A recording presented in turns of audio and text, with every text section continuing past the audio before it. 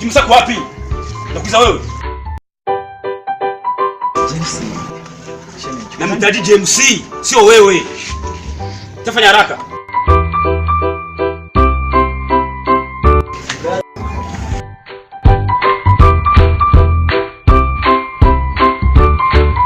Hebu shuka.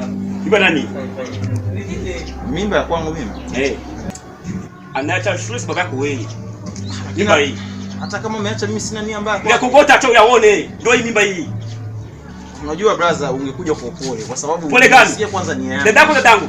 Najua ni dadangu. Unalibia afu naambia yeye ndio mpole aje. Vipi? Mimi sijamharibia. Mimi ni mpango mzuri kwake. Akatoa kama mimba mwenyewe. Najua kama mimi ndio nimemleta na sina mpango mbaya kwake.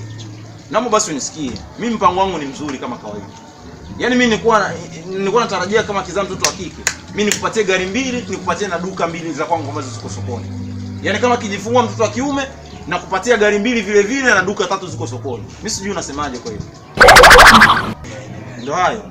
Alafu mdai kitoka. Pumbafu mkubwa. Ikitoka na weka nyingine.